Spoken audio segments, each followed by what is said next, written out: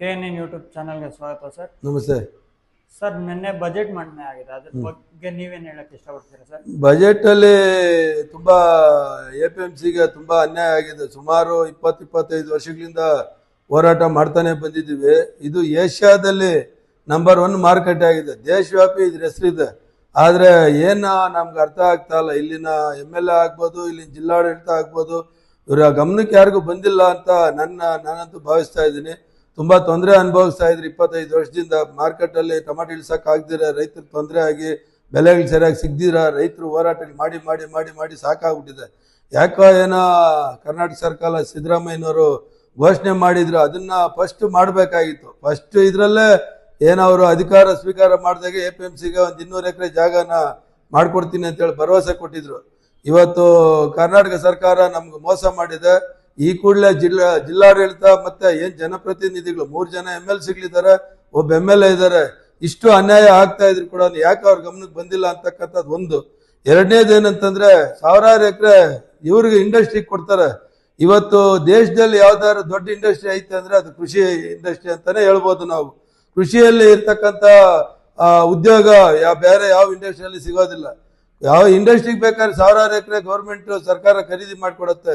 APMCಗೆ ಯಾಕೆ ಈ ತರ ಮೀನಾಮೇಷ ಎಣಿಸ್ತಾ ಇದೆ ಅನ್ನೋದು ಗೊತ್ತಾಗ್ತಾ ಇಲ್ಲ.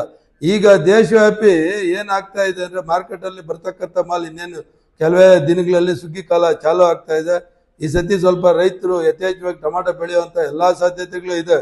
ಯಥೇಚ್ಛವಾಗಿ ಟೊಮಾಟೊ ಬಂದಂತ ಸಂದರ್ಭದಲ್ಲಿ ಅದು ಬಿಸಿಲಿಗೆ ಒಣಗೋದು, ಮಳೆಗೆ ನೆನೆಯೋದು ಆದ್ರೆ ಬೆಲೆ ಸಿಗೋದಿಲ್ಲ. ರೈತನ ಮತ್ತೆ ಸಂಕಟಕ್ಕೆ ಸಿಗಾಕ್ಬಿಡ್ತಾನೆ. ಅದರಿಂದ ಜಿಲ್ಲಾಡಳಿತ ಎಚ್ಚೆತ್ಕೊಂಡು APMC ಜಾಗನ ಗುರ್ತಿಸಿ ಒಂದು 2-3 ತಿಂಗಳಲ್ಲಿ ಒಂದು 200 ಎಕರೆ ಜಾಗನ APMC ಕೋಲಾರ APMCಗೆ ಒದಗಿಸ್ಕೊಡ್ಬೇಕಂತಕ್ಕಂಥದ್ದು ಒಂದು.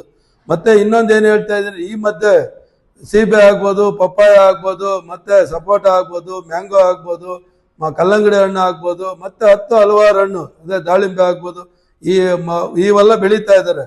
ಇದಕ್ಕೂ ಮಾರ್ಕೆಟ್ ವ್ಯವಸ್ಥೆ ಬೇಕಾಗತ್ತೆ. ಇನ್ನು ಮುಂದಿನ ದಿನಗಳಲ್ಲಿ ಅದು ಮಾರಾಟ ಆಗದೆ ರೈತರಿಗೆ ತುಂಬಾ ನಷ್ಟಕ್ಕೆ ಅನುಭವಿಸ್ತಾರೆ. ಅದರಿಂದ ಹಂಗಾಗೋದು ಬೇಡ. ಅದನ್ನ ಕೂಡ ಕೃಷಿ ಇಲಾಖೆ DC ಅವ್ರ ಗಮನಕ್ಕೆ ತರಬೇಕಾಗತ್ತೆ. ಕೃಷಿ ಇಲಾಖೆಯವ್ರು ಏನ್ ಮಾಡ್ತಾ ಇದಾರೆ ಏನು ಅಂತ ಗೊತ್ತಾಗ್ತಾ ಇಲ್ಲ.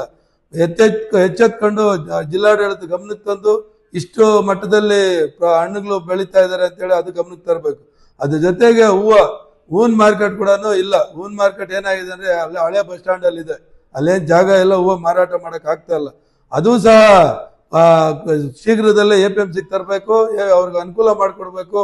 ಶೆಡ್ ಬಿಸಿಲಿಗೆ ಒಣಗದೆ ಮಳೆಗೆ ನೆನೆದ್ರೆ ಇದ್ರೆ ಹೂ ಕೂಡ ಒಳ್ಳೆ ಬೆಲೆ ಸಿಗತ್ತೆ. ರೈತನು ಈಗ ಹೂವಲ್ಲಿ ತುಂಬಾ ಕೃಷಿ ಮಾಡ್ತಾ ಇದ್ದಾರೆ.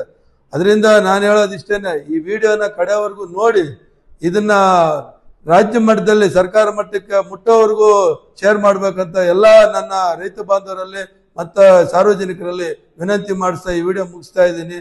ನಮಸ್ಕಾರ. ಧನ್ಯವಾದಗಳು ಸರ್. ನಮಸ್ತೆ.